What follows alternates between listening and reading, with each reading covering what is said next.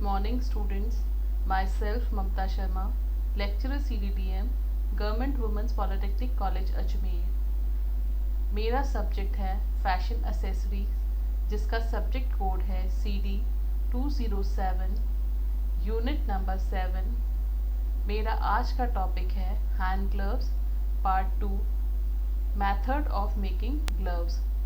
मैंने आपको hand gloves के फर्स्ट पार्ट के अंदर ग्लव्स का इंट्रोडक्शन दिया था। यहाँ पे मैं आपको अलग अलग तरीके से ग्लव्स बनाने के मेथड समझाऊंगी।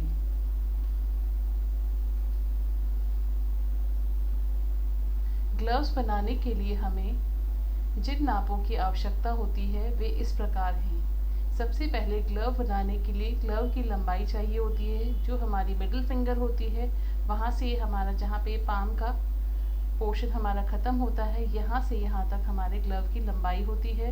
और इसके बाद हमें रिस्ट में जहाँ तक इसकी लंबाई चाहिए, इसकी लंबाई हम अपने ओकेजन के हिसाब से तथा अपने वर्क के हिसाब से इसको चेंज कर सकते हैं। लेकिन कम से कम जो इसकी लंबाई होती है यहाँ पे 1.5 इंच रिस्ट का हमें इसमें ऐड करना होता है, और बाकी यहाँ से यहाँ तक जितनी हमारे पाम की लंबाई है उतना हमें इसमें ऐड करना होता है।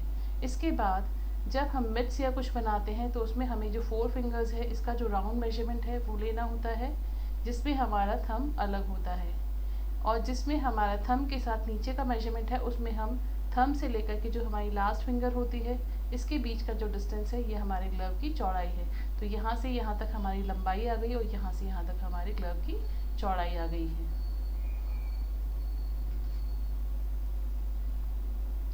सबसे पहले हम मिड्स बनाना सीखेंगे। मिड्स के बारे में मैंने आपको बताया था कि ये किचन या अवन के नाम से, अवन ग्लव्स के नाम से भी बाज़ार में उपलब्ध होते हैं। इसे हम घर पर किस प्रकार बना सकते हैं वे हैं, सबसे पहले हम राइट या लेफ़्ट किसी भी एक हैंड की आउटलाइन है उसे ट्रेस करेंगे। मिड्स जो होते हैं इसका जो साइज़ होता है वो नॉर्मल ग्लव से बड़ा होता है, क्योंकि ये क्विल्टेड होते हैं। तो हमें जब इसको ट्रेस करना है तो जो हमारा एक्चुअल हैंड का साइज़ है उससे हमें कम से कम 1 इंच से एक्स्ट्रा लेना है। और यहाँ पे हमारी चारों फिंगर्स जुड़ी हुई होती है और थंब हमारा सेपरेट होता है। तो हमें इसी पोजीशन पे रख करके इसे आउटलाइन को इस प्रकार से ट्रेस करना है। तो ये हमारा पैम्पलेट तैयार हो जाएगा। मिड्स बनाने के लिए हमें जिन जिन चीज़ों की आवश्यकता है वो है 2 मेन फैब्रिक, 2 अस्तर वाले फैब्रिक और क्विल्टिंग करने के लिए फैब्रिक। इसे बनाने के 2 मेथड हैं। या तो हम ये जो हमारा मेन फैब्रिक है और लाइनिंग वाला फैब्रिक है इसी के बीच में हम स्पंज या कॉटन डाल करके इसी पे क्विल्टिंग कर सकते हैं डायरेक्ट, या फिर हम मेन फैब्रिक को अलग स्टिच करेंगे 2 लेयर्स को, और जो लाइनिंग वाला फैब्रिक है उसकी 2 लेयर को अलग स्टिच करेंगे। उन दोनों को एक दूसरे के अंदर इंसर्ट करेंगे और उसी के बीच में हमें जो क्विल्टिंग वाला है ग्लव वो बना करके इंसर्ट करना पड़ेगा। यानी इसमें टोटल हमारी मेन फैब्रिक की लेयर, लाइनिंग वाले फैब्रिक की लेयर और क्विल्टिंग वाला जो फैब्रिक हमने तैयार किया है उसकी हमें लेयर लगानी होगी। तो इस प्रकार हम 2 मेथड से इसे तैयार कर सकते हैं। या तो मेन फैब्रिक और लाइनिंग वाले फैब्रिक में डायरेक्ट ही हमें जिस चीज़ से क्विल्टिंग करनी है उसे इंसर्ट कर सकते हैं, तो उसमें सिर्फ 3 लेयर आएंगी। लेकिन इसमें इसकी जो थिकनेस होती है वो कम होती है और इसमें हमें गर्माहट से इतना आराम नहीं मिलता है। तो हमें दूसरा वाला मेथड यूज़ करना चाहिए जिसमें हम 2 मेन फैब्रिक की लेयर, 2 अस्तर की लेयर और उसके बीच में क्विल्टिंग का पूरा एरिया जो होगा वो लेंगे। ग्लव हमेशा बनाने के लिए हमें बायस फैब्रिक पे ही इसकी मार्किंग करनी होती है, और इसका जो नीचे वाला पोर्शन है यानी रिस्ट एरिया है उसे हमें इस ऊपर की चौड़ाई के बराबर चौड़ा रखना चाहिए, ताकि हमारा हाथ इजीली स्लिप होकर के अंदर जा सके और इजीली बाहर निकल सके। क्योंकि किचन में काम करते समय हमें थोड़ी जल्दबाजी भी रहती है, तो हम आराम से इसको पहन सकें और आराम से इसको निकाल सकें। यहाँ पे किस प्रकार से हम क्विल्टिंग वाला फैब्रिक तैयार करेंगे। यहाँ पे देखिए, क्विल्टिंग करने के लिए हमें 3 लेयर्स की आवश्यकता होती है।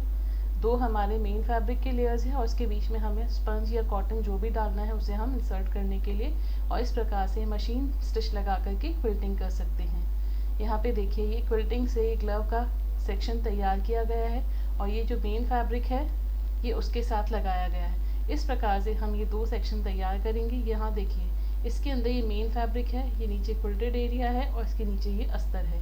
इन दोनों को एक दूसरे के साथ रख करके हमें यहाँ आउटर से इसको स्टिच करना होता है और इसके बाद इसको टर्न कर लेते हैं। टर्न करने से सारी सीम्स हमारी अंदर की तरफ चली जाती है और ये सामने से फिनिश हो जाता है। यहाँ पे इसकी एज को फिनिश करने के लिए यहाँ पे हम इसको पाइपिंग के साथ फिनिश कर सकते हैं। और यहाँ हमें साइड सीम में एक लूप भी बनाना होता है। इस लूप के द्वारा हम इसे किचन में हैंगर पर टांग सकते हैं। नेक्स्ट है हमारा फिंगरलेस ग्लव्स। फिंगरलेस जो ग्लव्स होते हैं उसमें हमारी 4 फिंगर्स जो होती है वो आगे की तरफ से ओपन होती है और सिर्फ जो हमारा ये पाम वाला एरिया होता है सिर्फ ये कवर होता है और यहाँ से जो हमारा थंब होता है वो अलग से होता है। ये दिखने में इस प्रकार होता है। इसे भी आप स्ट्रेचेबल फैब्रिक से या बायस फैब्रिक से ही बनाएंगे। इसको बनाने के लिए देखिए जैसे हमने अभी बनाया था वैसे का वैसे हमें इसमें हैंड ट्रेस करना है, लेकिन जो फिंगर वाला पोर्शन है ऊपर वाला उसे हम ट्रेस नहीं कर सकते, सिर्फ पाम तक करते हैं। फिर ये हमारे फिंगर्स और थंब के बीच का एरिया है और यहाँ से हमारा थंब बाहर आएगा और ये हमारा जो कर्व है रिस्ट वाला ये वो वाला शेप है। इस प्रकार से हमें इसमें 2 पीस कट करने हैं। इसमें हमें क्विल्टिंग करने की या अस्तर लगाने की आवश्यकता नहीं होती है। इसे हम डायरेक्ट भी किसी भी स्ट्रेचेबल फैब्रिक से बना सकते हैं या फिर बायस फैब्रिक से कट कर सकते हैं। इसके अंदर भी हमें सीम अलाउंस ऐड करना है अंदर की तरफ और ये जो ऊपर वाली एज है इसे हमें फिनिश करना है दोनों साइड से तथा नीचे वाली जो एज है इसको भी फिनिश करना है, तब जाकर के हमारा फिंगर ग्लव्स तैयार होगा। ग्लव्स हमेशा जब पेयर में बनाए जाते हैं तो इसी का एक रिवर्स पोर्शन आप दूसरा कट करेंगे तो ये दोनों हाथ के लिए हमारे ग्लव्स इस प्रकार से तैयार हो जाएंगे।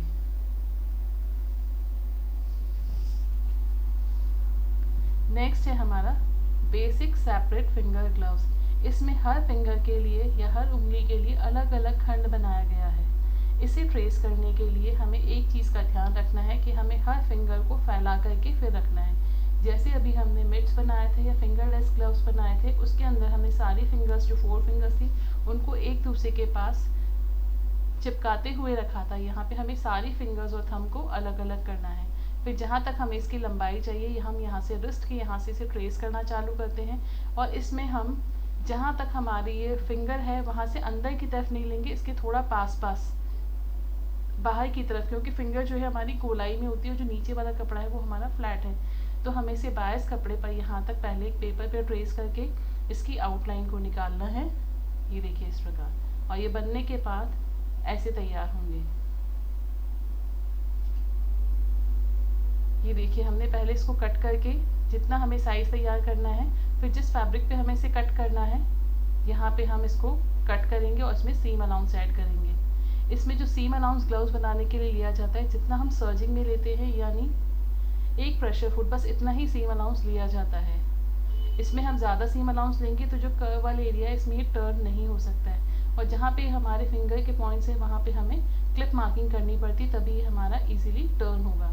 इसके बाद ट्रेस करने के बाद ये देखिए इसके ऊपर पहले हमें सीम लगानी होती है, यहाँ चारों तरफ हम सीम लगाएंगे, उसके बाद जो एक्स्ट्रा फैब्रिक है उसे रिमूव कर देंगे और जो नीचे वाला एज है इसे फिनिश करेंगे। इस प्रकार सिलने के बाद इस तरह से नजर आता है।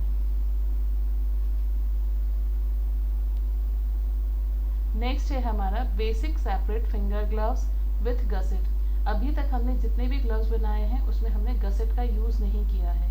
यहाँ पे जो मैं आपको ग्लव बताने जा रही हूँ ये गसेट के साथ बनाया गया है। इसमें जो हमारे फिंगर्स हैं इसे हमें बिल्कुल पास पास और स्ट्रेट लाइन में ही ट्रेस करना है और फिंगर के जो बीच का गैप है ये हमारा एग्जैक्ट साइज की जो फिंगर होती है उसमें लिया जाता है तथा ये गसेट देखिए ये अलग अलग फिंगर के हिसाब से हमारी गसेट कट की जाती है। तो जो हमारी लास्ट वाली फिंगर होती है इसमें सिर्फ अंदर वाला जो एज है यानी ये जो अंदर वाली एज है यहाँ पे लगेगी गसेट, फिर इन दोनों के बीच में लगेगी और यहाँ लगेगी। जो थंब होता है ये हमारा अलग से पूरा का पूरा इस प्रकार तैयार किया जाता है और इस वाले एरिया में थंब लग जाता है।